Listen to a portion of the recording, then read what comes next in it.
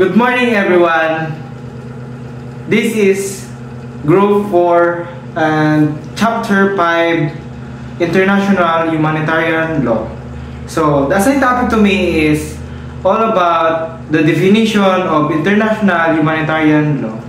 So, the meaning of international humanitarian law is a set of rules that aim to limit the effects of armed conflict for humanitarian reasons. It protects people who are not or are no longer participating in hostilities and restrict the means of methods of warfare. So, ang ibig sabihin nito, gumagana lang ang international humanitarian law kapag may nangyayaring warfare sa isang paligid para mapoprotektahan ang mga tao. So, meron tayong tinatawag na sa humanitarian law, merong 3 core principle, which is ang number 1 ay tinatawag nating principle 1 is distinction. So, ano ang distinction? Differentiate between combatants and civilians. It means kapag isang personnel, armed personnel na isang part ng army, kailangan niyang malaman ng isang tao kung ito ba ay part ng isang army or isang civilians lang. At sabi pa dito, attack should only target military objectives. Ibig sabihin, kapag ang isang sundalo, kailangan dapat niyang barilin ay yung about sa mga military lang or mga military objects, or wag din niya babarilin yung mga civilians or sinasabi dito na civilian persons and objects must be protected. So, ang pangalawa na principle is proportionality. Ibig sabihin daw na civilian harm must not be excessive compared to the military advantage. So, ibig sabihin, kapag nasa gera ang isang mga kasundaluhan natin, hindi talaga maiwasan na may matatamaan sa paligid ng mga civilian. So, sinasabi daw dito na dapat kapag natamaan ng isang tao o civilian o kanilang mga bahay, ay dapat hindi ganun kalaki yung damage na tatagos doon sa isang tao o tatama doon sa isang bahay. Hindi ganun kalaki kumpara mo sa mga military bases. Parang parang iba yung pag-treat mo kasi we need to protect the civilians at yung kanilang mga ari-arian. So, iba yun, labas yun sa atin. So, pangatlong principle is meron tayong tinatawag na necessity. So, what is necessity? Military action must aim to achieve a legitimate object. Sabi pa daw dito na unnecessary suffering or destruction is prohibited. Ibig sabihin, kapag tayo bilang mga sundalo or tayo mga naging part ng sundalo, dapat kailangan natin alamin kung saan tayo babaril, dapat alam natin kung saan tayo tatapon ng bomba kung sakali, alamin natin kung saan tayo magagawa ng destruction. Hindi tayo basta-basta lang gumawa ng destruction sa paligid, yan lang sa public area. Kailangan nating pumili. Halimbawa ang kailangan lang natin ay only measure essential for military success are allowed. So, sa mga militar lang talaga ang pwedeng gumawa ng mga ganong bagay na hindi maapektuhan ang ibang tao, hindi maapektuhan ang ibang lugar na hindi naman sangkot doon sa warfare na yun. Hello everyone, my name is Jam and I will report the basic rules of international humanitarian law. And the rules are according to the International Committee of the Red Cross or ICRC. The first rule is, persons horsed in combat or outside of combat and those not taking part in hostility shall be protected and treated humanely. It means that protect those not fighting. People not involved in fighting like civilians, the injured or medical staff must be protected. They should be treated with respect and kindness. Example, you cannot harm a nurse or a wounded soldier lying on the ground. Rule number 2. It is forbidden to kill or injure an enemy who surrenders or who is horsed in combat. It means that don't harm enemies who surrender. Soldiers who surrender or can no longer fight must not be attacked. They are no longer a threat and must be treated fairly. Example, you must not shoot a soldier who raises a white flag. Rule number 3. The wounded and sick shall be cared for and protected by the party to the conflict which had them in its power. The emblem of the Red Cross, Red Crescent, and Red Crystal shall be recognized and respected as signs of humanitarian protection.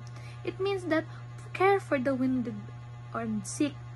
All injured people, even from the enemy side, must get medical help. You cannot ignore or harm them because of their side. Example, a medic must treat an enemy soldier's wound. And rule number 4, captured combatants and civilians must be protected against acts of violence and reprisal. They shall have the right to correspond with their families and to receive relief. It says here that protect captured people. Captured soldiers and civilians must be kept safe. They should not be tortured, starved, or abused. Example, a prisoner of war must get food and be allowed to contact family. Rule number 5. No one shall be subjected to torture, corporal punishment, or cruel or degrading treatment. It means that no torturing or cruel treatment. Torturing or mistreating anyone is always illegal.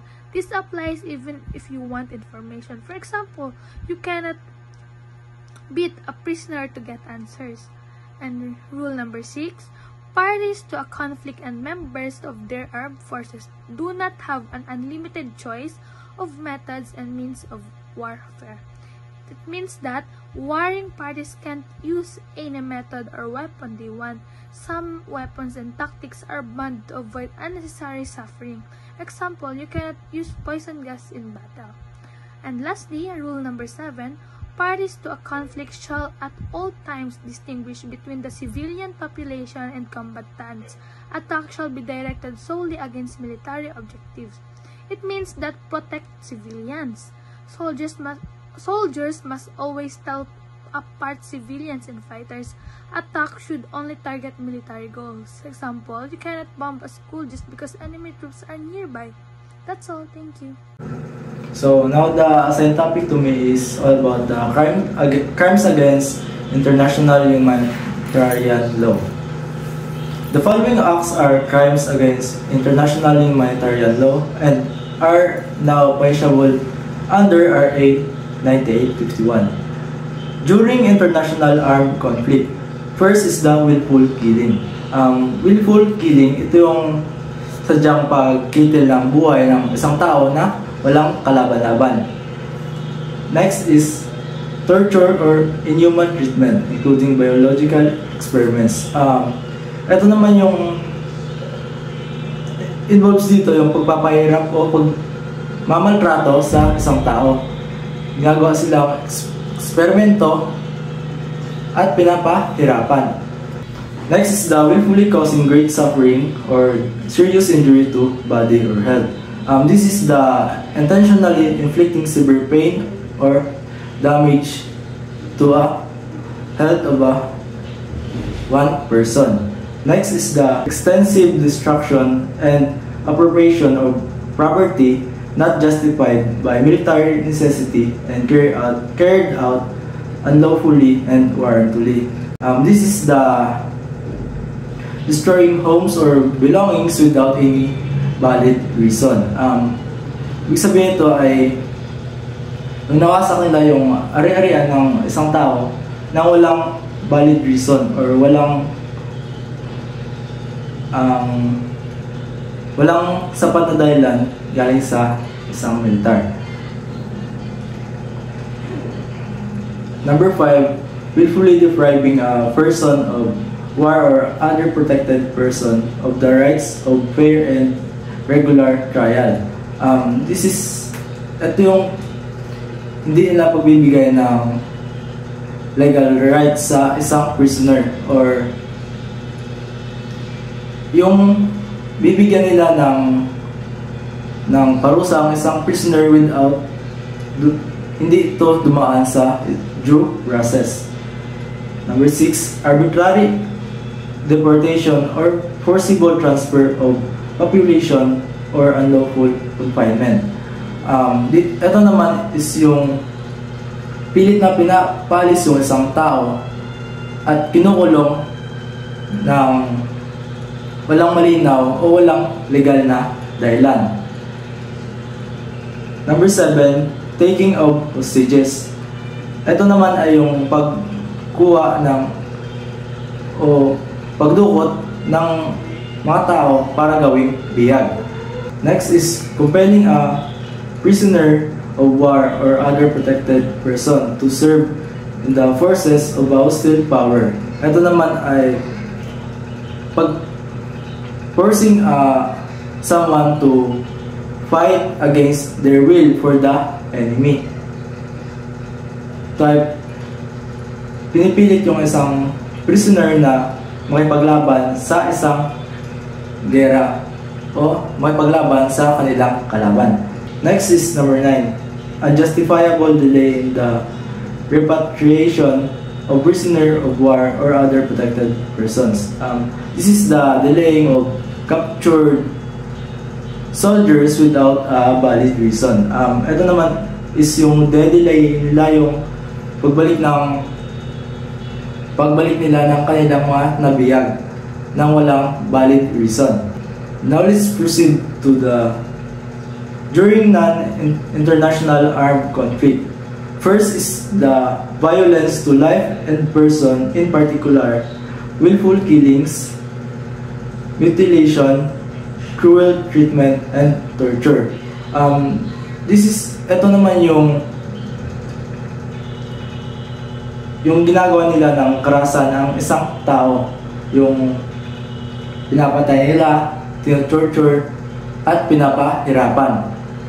Number 2, committing outrages upon personal dignity, in particular, humiliating and degrading treatment. Ito naman ay yung paglalapastangan nila sa dangal ng isang tao. Halimbawa, ginagawa nila ng kahiyan o binabastos nila. Next is the taking of hostages. Ito naman ay yung pagkuha o pagdukot nila ng tao upang gawin nilang bihag. Next is the passing of sentences and the carrying out of executions without previous judgment pronounced by a regularly constituted court, affording all judicial guarantees which are generally recognized as indispensable. Ito naman ay yung paghatol o pagbitay sa isang tao nang hindi makatarungan at walang legal na paglilitis. And that's all. Thank you. So, hello everyone. So, the assigned topic to me is all about other serious violations. So, first we have intentionally directing attacks against the civilian population as such or against civilians not taking direct part in hostilities. So, kagaya nga nung na-mention kanina nung first reporter na which is si Dale, is yung authority na binigay sa atin is hindi tayo pwedeng mag-attack or magbaril ng mga civilians kasi tayo is mga uniform personnel. Yung authority na binigay sa atin is ang i-attack lang natin is yung nagko-commit ng crime, which is yung mga criminals or yun nga. So, next is intentionally directing attacks against civilian objects, that is objects which are not military objectives. So, parang katulad lang din to, similarity din to sa number 1 kasi dito is bawal rin natin pakialaman or yun nga, a direct attack yung objects ng mga civilians. Next is intentionally directing attacks against buildings, material, medical units, and transport, and personnel using the distinctive emblems of the Geneva Conventions or Additional Protocol 3 in conformity with international law. So, dito naman, yung sinasabi naman dito na bawal rin natin i-direct attack yung mga buildings, material, medical units, and transport. So, meaning, hindi natin pwedeng, ang example dito is, hindi tayo pwedeng, for example, magre-raid tayo sa isang certain place. Hindi tayo pwedeng magre-raid doon pag hindi tayo binigyan ng authority na nakakataas sa atin. Or, in other words, hindi natin pwedeng pasukin ang pribadong lugar, lalo na pag hindi tayo binigyan ng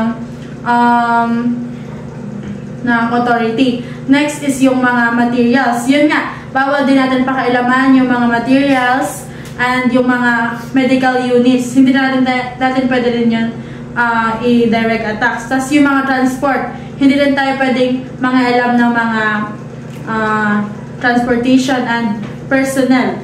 Yan. Next is intentionally directing attacks against personnel, installations, material units, or vehicles involved in a humanitarian assistance or peacekeeping mission in accordance with the Charter of the United Nations, as long as they are entitled to the protection given to civilians or civilian objects under the international law of armed conflict.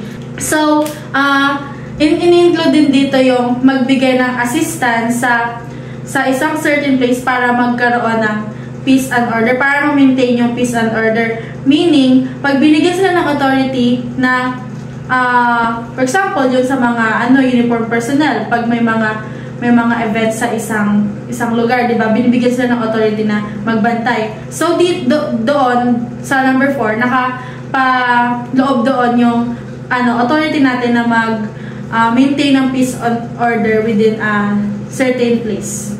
So, next is the number 5, launching an attack in the knowledge that such attack will cause incidental loss of life or injury to civilians or damage to civilian objects or widespread, long-term, and severe damage to the natural environment, which would be excessive in relation to the concrete and direct military advantage anticipated. So, serious violation din to kasi kapag tayo na as a uniform personnel is nag-attack tayo sa isang certain person, tas nag-cause ito para sa pagkamatay niya is, lalo na pag hindi tayo binigyan ng authority, serious violation na siya. Manatawag na siya ng serious violation kasi nakaka-cause tayo ng pagkamatay ng isang certain civilian. At bawal rin natin na ma-damage yung objects ng mga civilian. At nakapaloob din dito yung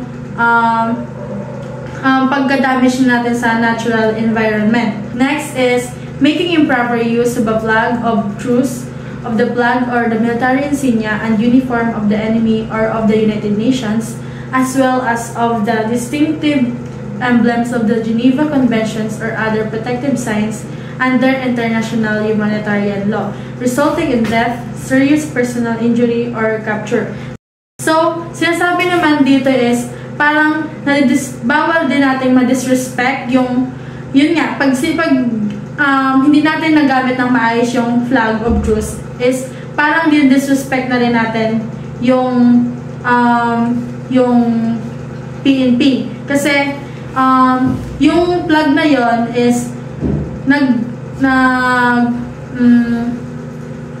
yung flag na yun is nag-represent din yun sa mga uniform personnel para mag-show ng respect yung mga civilians. At sinasabi rin dito na bawal rin natin improper use din yung mga military insignia and uniform nila. So, pag hindi natin gamit or hindi natin uniform is hindi natin sila pwedeng suotin, lalo na pag sa uniform personnel. May mga naka-assign sila na uniform, yung mga insignia nila, yung position nila. So, hindi natin pwedeng gamitin yon kasi parang nag-show yun ng disrespect sa kanila.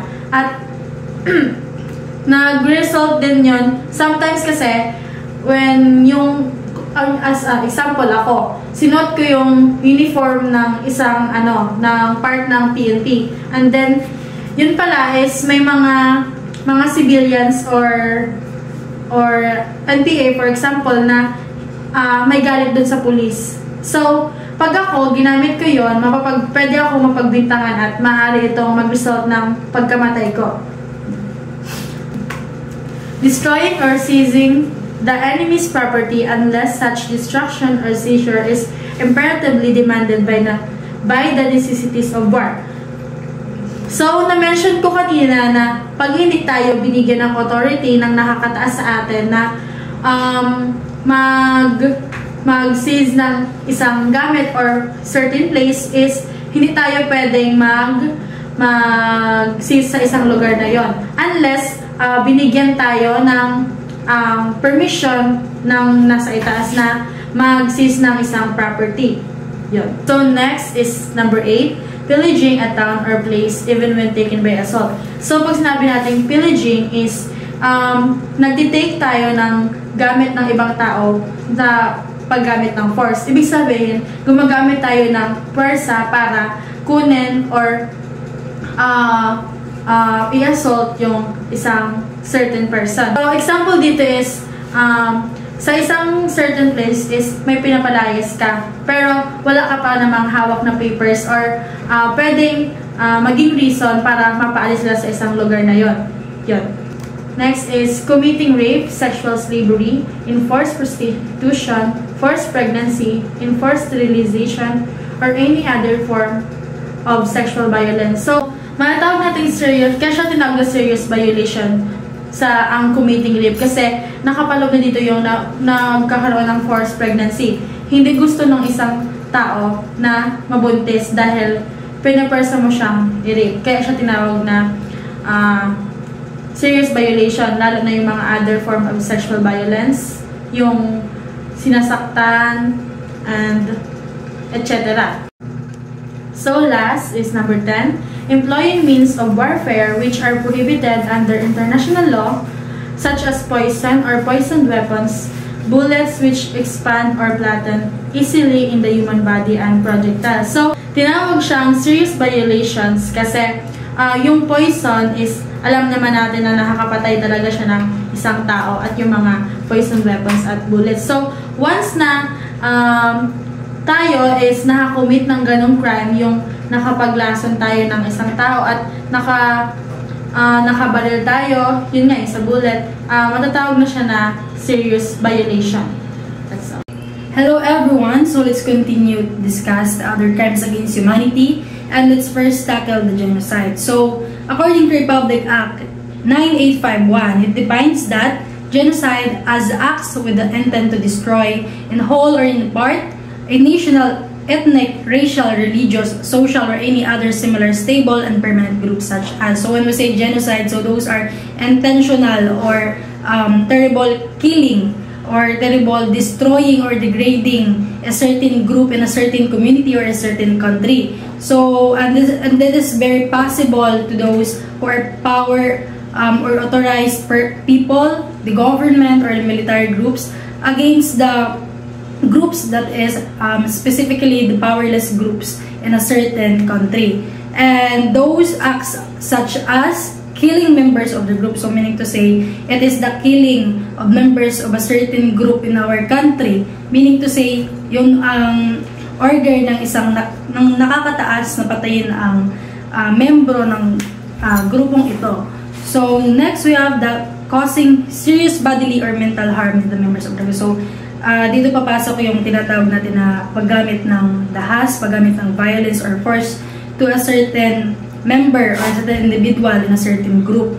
Or for example, yung isang tao na kasali siya or member siya ng isang group, and then yung government is gagamit ng dahas, gagamit ng violence, gagamit ng threatening dun sa taong yon para mapasunod or maging gawing slaves. So that is causing serious bodily or mental harm. So meaning to say, yung maapektuhan nun is hindi lang yung physical ng isang tao, kundi ang kanilang mental health. Next is deliberately inflicting on the group conditions of life calculated to bring about its physical destruction in whole or in part. So meaning to say, when we say inflicting in the group conditions life, calculating, meaning to say the life of the members of individuals or the life of the members of the group is there is a limitation. There is the limitation that is given by the government or any authorities so that magkaroon ng limit yung mga karapatan ng bawat membro sa isang grupo. Next is the imposing measures intended to prevent births within the group. So ito naman yun yung forcing ng or pagpupersa ng gobyerno sa mga membro ng isang grupo kung saan is hindi na magpatuloy yung identity ng grupong yon. So for example, sa isang tribo, pipigilan ng gobyerno na mabuntis sa mga babaihan para hindi na mapatuloy yung identity nila, or hindi na mapatuloy yung paglaki ng kanilang tribo. Kasi nga, hindi gusto ng government yon, yung grupong yon. So, yun yung nagiging isang way, nagiging isang inhumane act yun sa grupo sa isang certain country, and natatapakan yung karapatan ng pantao.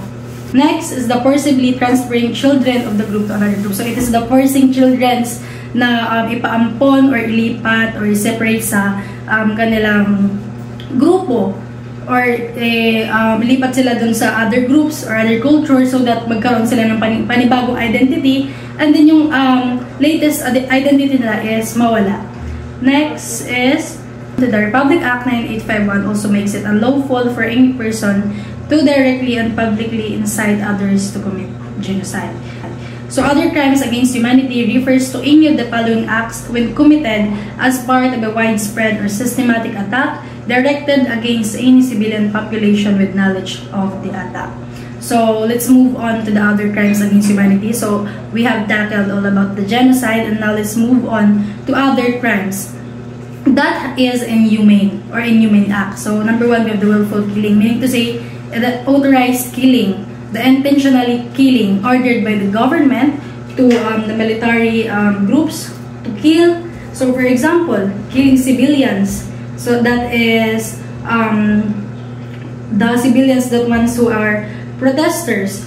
So that is one of the example that the government is giving an authority to the military groups to kill civilians. And there, doon papasok yung pagkakaroon ng willful killing. Kasi nanggaling yun sa taas, nanggaling yun sa government. Order yun ng government. And it is very clear that it's very inhumane. It is a crime that against the humanity. So next, we have the extermination. So when we say extermination, it is the mass murder or mass killing of people. So for example, the government orders who are authorized persons, or specifically the military group, to poison every civilians so that it can be caused to kill civilians. So meaning to say, there is a crime against the humanity. There is immorality. Meaning to say, the rights of the civilian has been declined. And what right is it? It is the life of what? The right of life. Next is the enslavement. So when we say enslavement, it is making the people as their slaves, making people as their follower. So, for example, a powerful people in a certain community or in a certain country, sila ay kumukuha ng mga tao forcibly para gawing alipin kahit palabag yun sa kagustuhan ng isang tao. Next, we have the arbitrary deportation or forcible transfer of population. So when we say arbitrary, so meaning to say it is the false deportation, meaning to say pinipilit mo yung isang tao na lumipat ng another population even though hindi yun yung kagustuhan niya or nila ng isang grupo na yun, na ilipat sila sa another population. Next is the imprisonment or other severe deprivation of physical liberty in violation of fundamental rules of international law. So meaning to say, it is the arbitrary detention or ang pagkakakulong ng mga ng isang individual o ng mga tao without liability, without due process, without charges, without trials. Meaning to say, natatapakan ng karapatan ng isang pantao kasi nga, they are forced, they are threatened para lang maging sunod-sunuran. Next is the torture. So I know that you are familiar with the torture, and that is very common and nangyayari palagi sa kulungan, sa mga prisoners kapag nagkakaroon ng interrogation. So, di ba gumagamit ng dahas, gumagamit ng pambubugbog or pangunguryente sa isang convicted person para mapaamin. Or it's either kahit hindi mapaamin so that they could collect information, or it could be punishment. So that is a very inhuman act because we have the rights. We have the rights of our liberty. We have the freedom. we have the rights to our life, and no man or other man shall violate those rights.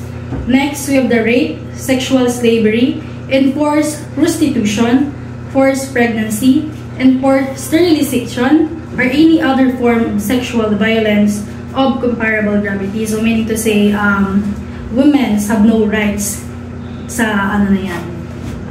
Yung mga kababaihan is ginagawang alipin. So for example, military groups making women as their sex slaves. That is very example of kind of crime against humanity.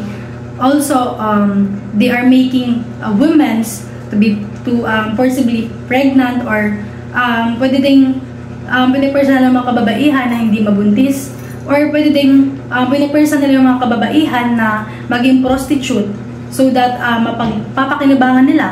So that is a very inhuman act also, because we have the rights of our life, we have the rights of our body. We women are also have the right to live in this world without others forcing us to do the things that we don't want.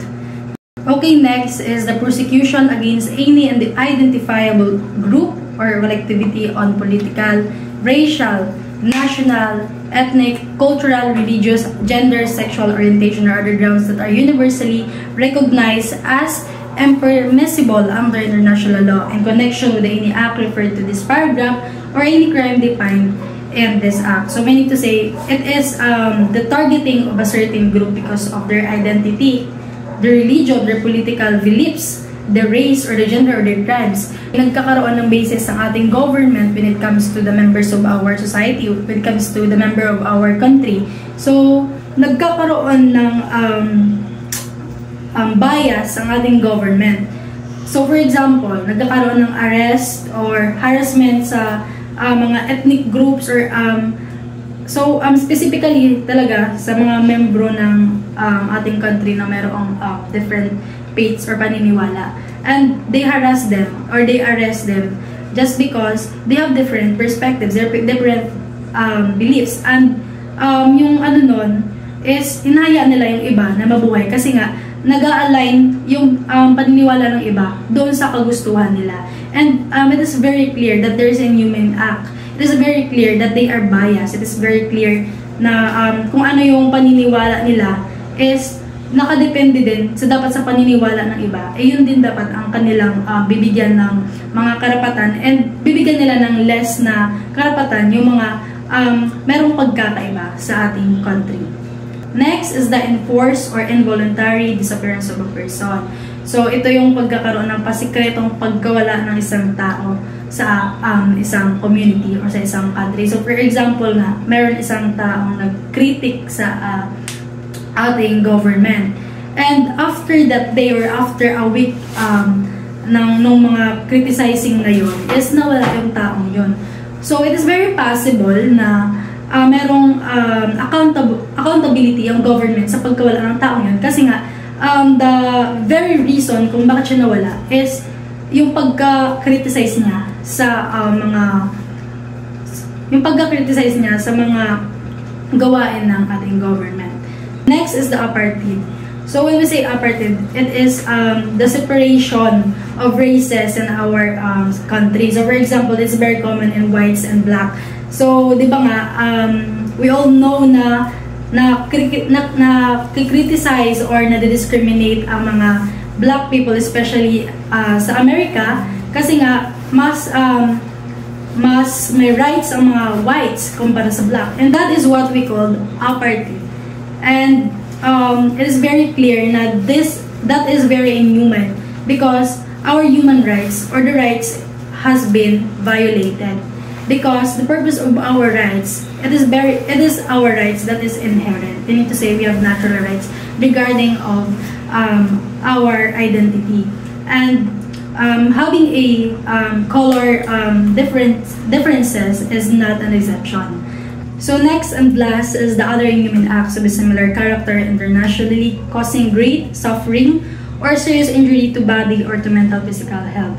So if the government ayaw nila dun sa certain group na tumira sa places or tumira sa mga places na affected ng government, is ililipat nila yung certain group na iyon sa mga places na hindi makakabuti sa isang tao. So for example, lilipatin niya yung isang group dun sa lugar na hindi kaaya-aya or hindi maayos. So for example, lilipat niya dun sa basurahan, lilipat niya dun sa mga areas na hindi malinis. So the effect of that is magkakaroon ng sakit yung mga taong yun kasi nga doon sila na-designate, doon sila inilipat ng government and they have no rights, wala silang karapatan na magreklamo kasi nga they are powerless. And ano yung mangyayari nun? Ano yung cost ng paglipat ng gobyerno doon sa kanila?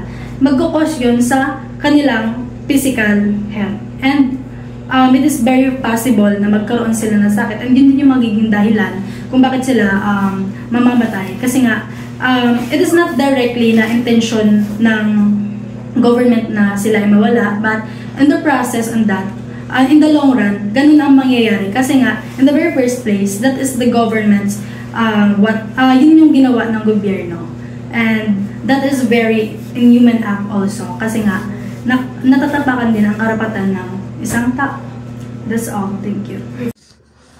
The next lesson is about guidelines and suggestive action, key action items and guidelines for the PNP. The first is the education and briefing. Ito yung nagkakaroon ng isang simpleng seminar na kung saan ini-educate lahat ng personnel patungkol sa international human rights law, international humanitarian law, na kung saan ipinagkakaloob dito yung mga 7 basic rules na para maprotektahan yung civilian, para magkaroon ng insure sa mga biktima at suspect. So next is about the Human Rights Desk Officer or HRDO responsibility. Ito yung mga key educator. Sila yung mga nagtuturo doon sa mga personnel. Gaya nga sabi ko kanina, sila yung mga namumuno doon sa mga seminar na kung saan ay nagtuturo sila patungkol sa mga kaalaman na dapat gawin ng isang personnel. For example, ang barangay ay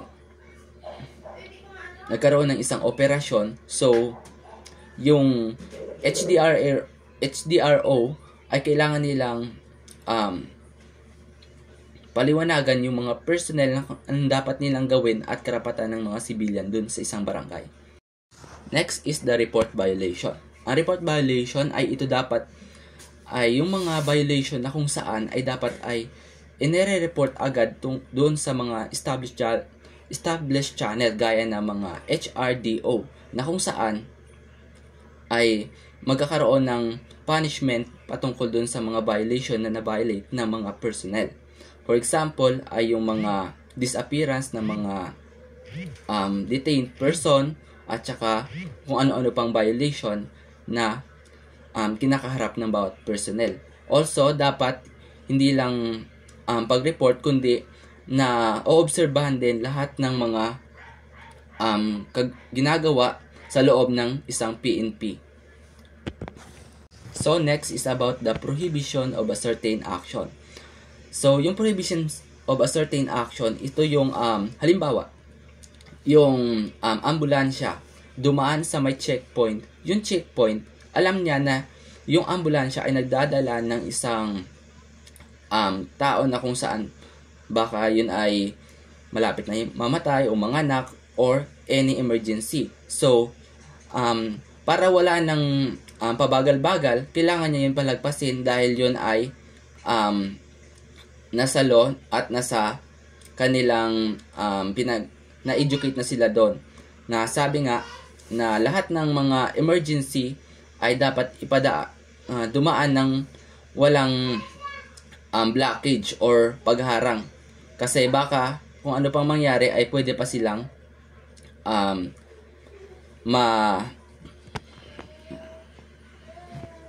kung ano mang pagharang ay pwede pa silang magkaroon ng certain action na kung saan ay kakaharapin nila. Next is about the prohibition of enforced disappearance. Okay, sa prohibition of enforced disappearance, ito yung mga halimbawa, inaresto mo yung person without due process ay nagkaroon ng pagkawala ng isang person ay pwede siyang ma-punishment yung personnel o yung PNP personnel na kung saan umaresto doon sa suspect. Lalong-lalo na kung wala namang patunay or mga legitimate na evidence patungkol doon sa pagdakip doon sa suspect. At also, yung prohibition disappearance ay yung personnel ay pwede siyang ma-punishment sa pagkawala ng isang tao dahil sa kakulangan ng ebidensya at mga paratang.